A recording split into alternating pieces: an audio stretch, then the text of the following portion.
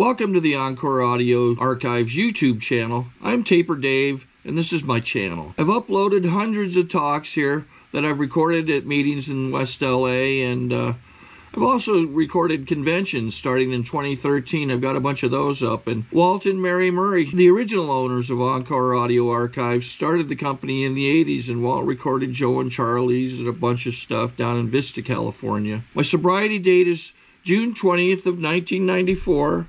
I hope you find something you like, so please like and subscribe to my channel and comment down below. If you want to hear something that I don't have or that you don't see, I'll see that I get it. Anyways, take care and have a great day if you want to.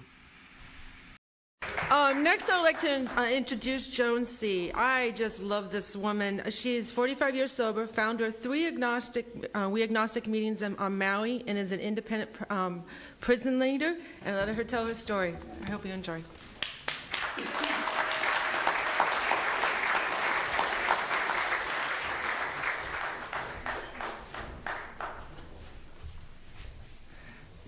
My goodness sakes. My name is Joan, and I'm an alcoholic. Yeah. First of all, let me say that the little delay that we had made me feel at home, because on Maui we have regular time and we have Maui time. And so I thought, oh, this is Maui time. You know, I'm used to that. I'm comfortable. So that's good. And also I don't need to worry that I won't be able to speak for 25 minutes because everybody's going to be hungry anyway. So that'll be all right. I'll just go ahead and tell you how things are with me. You said something about that I started the We Agnostics group on Maui. Rich and I started it. Rich had the brains and the guts to do it, and I had the credibility. I've been sober now for 46 years. So that was a big help too, I think, that when our newcomers coming in are told, you can't get sober, you can't stay sober if you don't believe in God.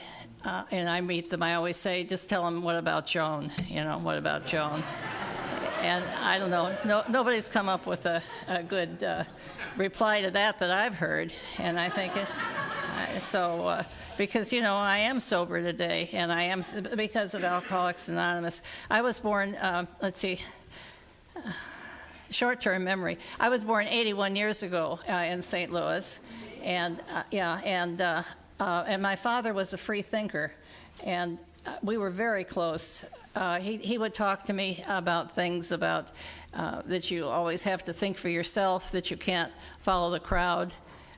If you see something wrong, you have to speak up. You can't be the one to sit back. He had some really good points that he made to me, and St. Louis at that time was completely segregated. You know, it was all the black people. The streetcars, the buses, they had a little rope across certain seats, and that said Negro, and that's where the black people sat.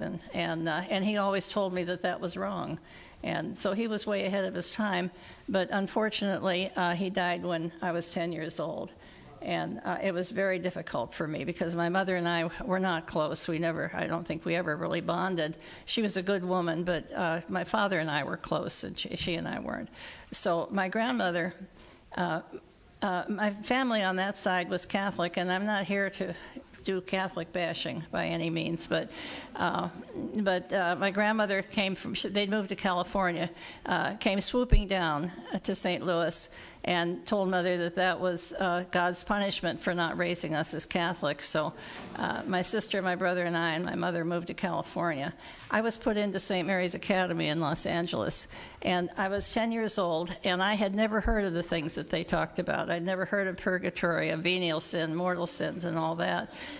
And so I was a fish out of water, and all these other girls had been raised in the Catholic Church, so it was second nature to them. So I always felt a little bit out of things, and so I tried really hard to believe because I wanted to be part of the group. And I remember in my bedroom I even had an altar set up with some flowers, and I would say the rosary and be praying for miracles and be praying for faith, I think, and it didn't really work for me. But anyway, I was a very difficult kid to raise. I feel sorry for my mother. And I didn't get along too well at St. Mary's. I wouldn't do any of the homework. spent a lot of time in Sister Josephine's office, otherwise known as Old Fish Eyes. And it wasn't, I had a lot of questions too. You know, I would question the things that they were saying about the sins that you commit and go to hell forevermore. It didn't make sense to me. Anyway, what happened was when I was in the 10th grade, I was expelled from St. Mary's. So we came to a parting of the ways, and there I was. I thought that sounded good until the first day that school started and I didn't have anywhere to go. And that gave me, I thought maybe I made a mistake, but I couldn't imagine that I had. So anyway, that's how things were for me. I got a job at the telephone company as a telephone operator, and then I got pregnant and married my first husband in that order. And yes, and so I originally wanted 12 children. You know, my goal in life, I wanted to be an object of pity, and so, yeah, no, I'm serious. Don't laugh at me. I wanted to be an object of pity, and I had this Aunt Loretta. She had 9 children. She's a very devout Catholic, and she had 9 children. And I thought, and everyone always said, "Oh, poor Loretta. You know, poor Loretta. She worked so hard." And I thought, you know, that's for me. So so I started reproducing, and so by the time I had just turned 24 when I had my 4th child. Now, the only problem, there were several problems with that, actually. For one thing, when people talked about the cost of raising children, I thought they were talking about the price of baby food. I had no idea. I had no idea how to raise children. And also, Aunt Loretta, she was looking forward to her reward in the next life. And being a non-believer, I didn't have that, you know, the carrot on the string for me. It was a lot of work. It was really hard. So anyway, my husband and I drank a lot. From the time I was a teenager with my first drink, I was never a social drinker. If there wasn't enough to get drunk, I didn't want any alcohol at all. So in between pregnancies, we drank a lot. Now, fortunately for my children, when I was pregnant, I became violently ill if I drank any alcohol or if I smoked any cigarettes, because I was also, you know, if it's worth doing, it's worth overdoing. So I was a real heavy smoker, too, except when I was pregnant. But then when I wasn't, then we made up for it. He was a good husband, probably only in the fact that he would come home occasionally with, and I say occasionally, with a box of 4 gallons of wine that he got from the winery in downtown Los Angeles, and that would give me a real secure feeling. Anyway, the marriage, it went from bad to unbearable, and he'd be gone for days at a time, and, you know, I'd say, is there someone? Oh, no, you know, he wouldn't dream of looking at anyone else, but anyway, I got pregnant again, and that would be 5 children. And I knew that I couldn't go through the pregnancy. I couldn't have another child, or I would never be able to make any changes in my life. And the life I was living was never going to get any better. And so I asked somebody to tell me the truth, and he did. And he said, definitely another woman, all that stuff. Anyway, so a check came in the mail. He was an electrician from the Electricians Union. I forged his name and went down to the bank and cashed it, and I used the money to get an abortion. And it was the coat hanger and catheter type in those days, and I almost died from it. And I don't know why I didn't. But anyway, I went, we had the divorce, and then I discovered bar drinking. And I had a boyfriend or 2 or more, and yeah, and I wasn't a home drinker. I didn't drink, at home, but I left my children alone a lot. Now they were like, I think, when I came into AA, I think my daughter must have been she was about 16 or so. But when I was really drinking, anyway. I mean, let me think a minute here now. I'm getting a little bit rattled, thinking my glorious past. So anyway, dear.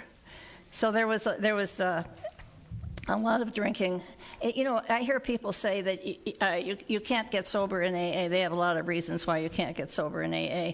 And one of them is you have to do it for yourself. You can't do it for anyone else. And I say that that's not true. I got sober in Alcoholics Anonymous because I knew I was reaching the point. I would be gone for days at a time. I had a friend that would look in on the kids, that child welfare was going to come, and they were going to take those children away and put them in foster homes. And I really loved my children. It just that I loved alcohol, too. So I woke up one morning, and it was the bed was wet, and I was a mess, and I looked in the mirror, and I always figured at that point I was so depressed that I was 35 years old, and I wanted to live until I was 40, and I was going to commit suicide. I thought the children would be old enough then. So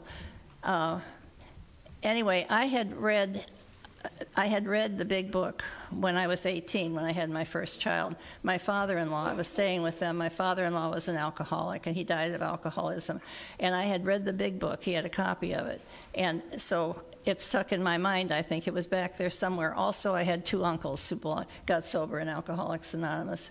So I decided that I had to quit drinking. I couldn't control it anymore. And so I quit on my own.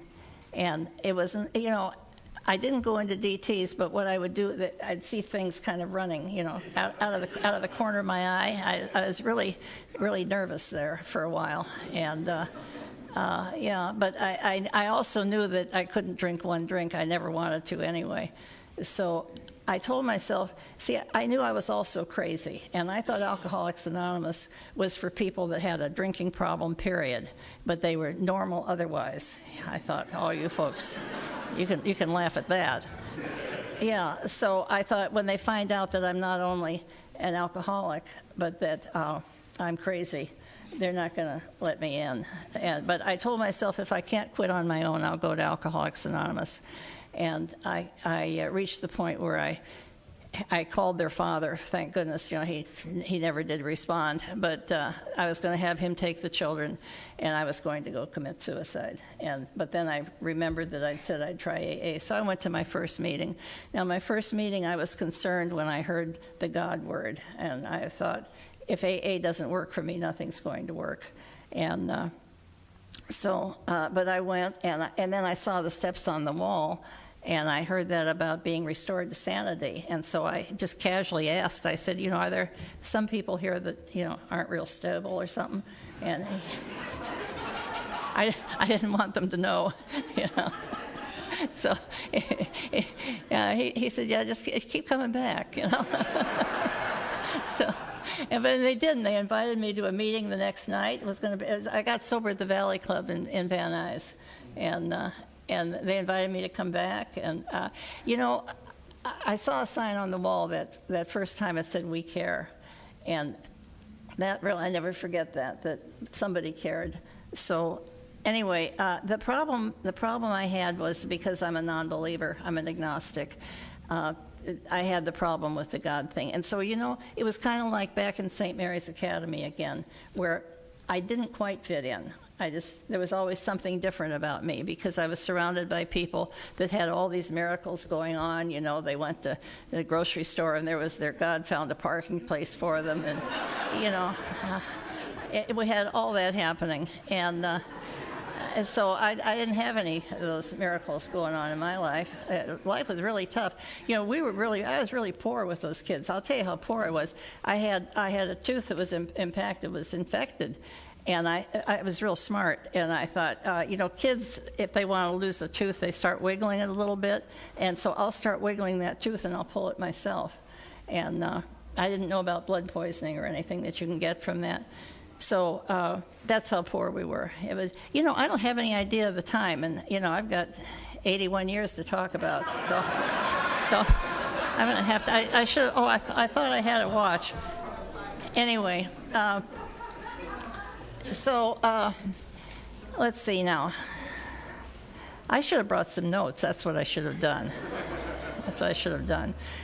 Anyway, I went to Alcoholics Anonymous, and I went every day for a year and all that. And in those days, too, we didn't have the detox centers, so we had Schreier's Dryer in North Hollywood that you could take somebody to dry out if you were afraid they were going to go into DTs. But I got a lot of 12-step calls because, I went to the bars alone, and so I was never afraid to go out on a call by myself. And so I was trotting around there. I don't think any of those people ever got sober. I also threw in free babysitting. I had 2 teenage daughters.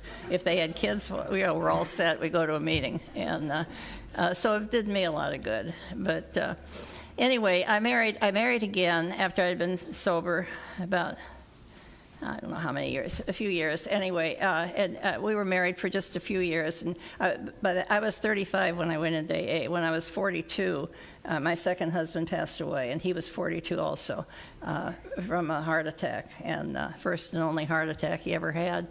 So that was, but I was sober, and I remember being in the hospital that I was in such shock. They wanted to give me something, for the shock. And I remember saying, that won't do any good. And that was all Alcoholics Anonymous speaking, that it was just automatic, that even in that time of terrible shock and terrible stress, that it just came out, well, that won't do any good. I mean, why take something? It's going to wear off, and you're still going to be in the same spot. So anyway, I got through that, and oh dear, I had a lot of clever things to tell you, and I just can't remember.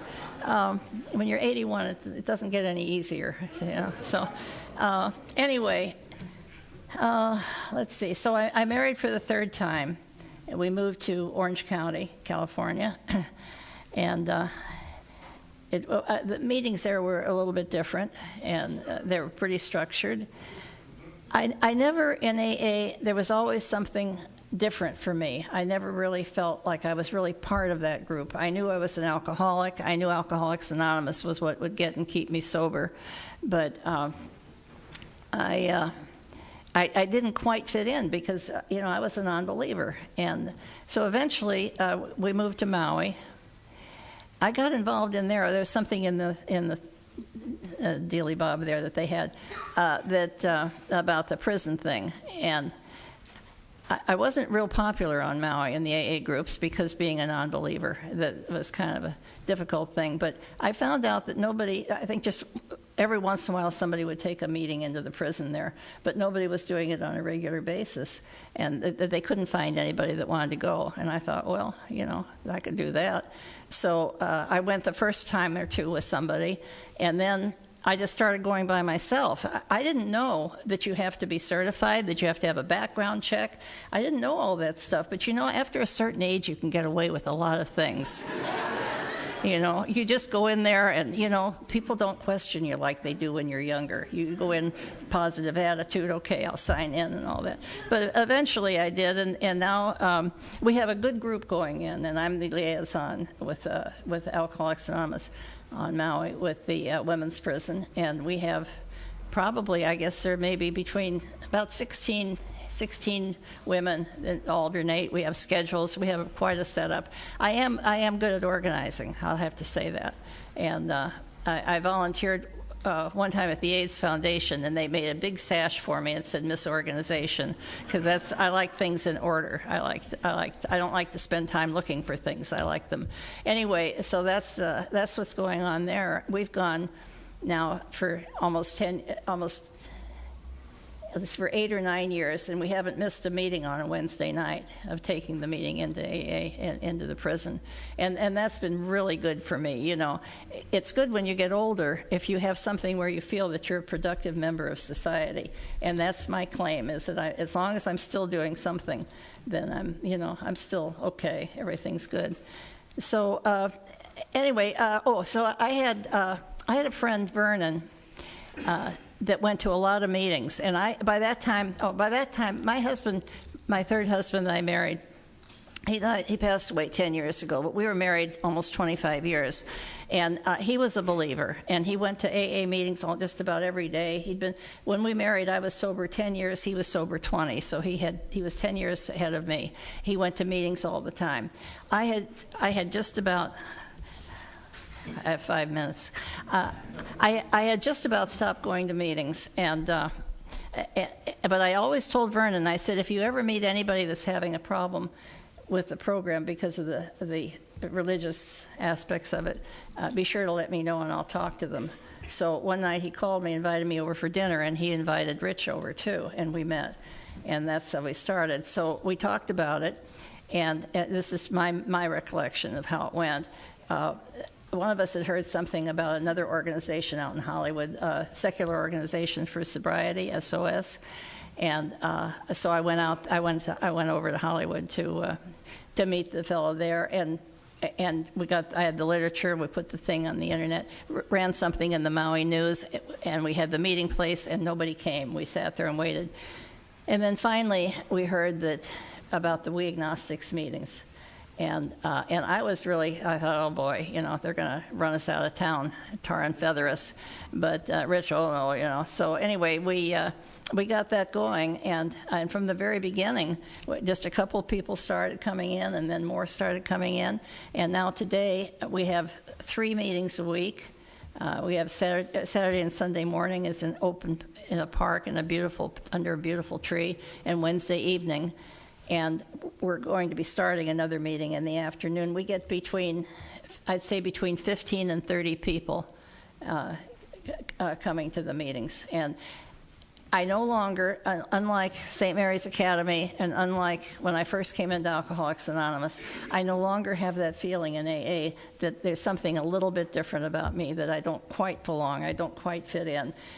I don't miss a Saturday or Sunday morning. These are my people. I have found a home, and we're there. And we're a very close-knit group. We still get a lot of remarks and things. I know that I took literature into the prison, the new pamphlets that came out that don't impress me too much, but I figure they're better than nothing.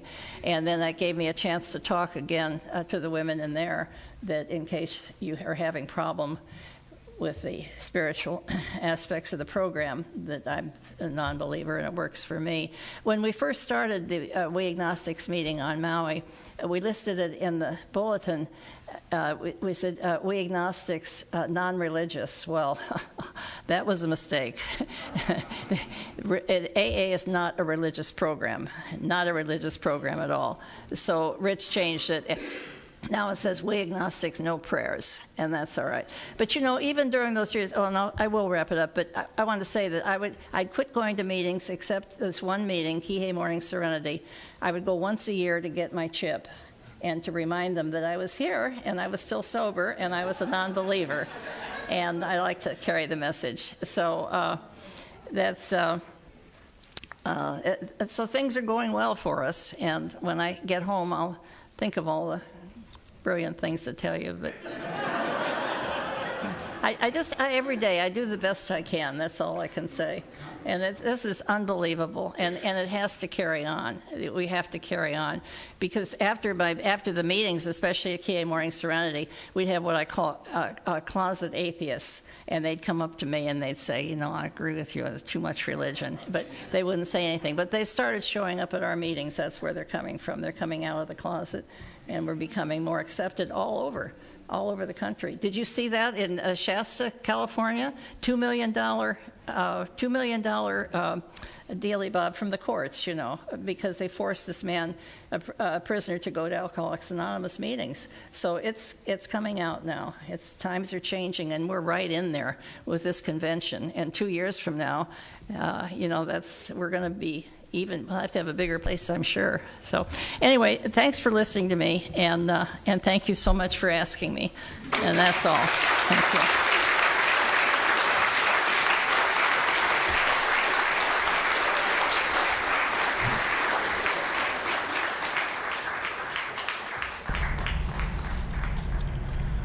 Okay, this is how I prepare my drone for launching. I like to do it inside the cab of my truck so I'm not standing outside in the weather. To install the joysticks for control, up and down, right and left, powered on. I have an Android phone that I use to connect it to the drone with. And it's actually controlled through the iPhone, through an app. Oops, wrong way. It's actually controlled through the iPhone, or through this Android phone, through the app. It's actually controlled through the Android phone, through an app, and you connect it through this short connection right here.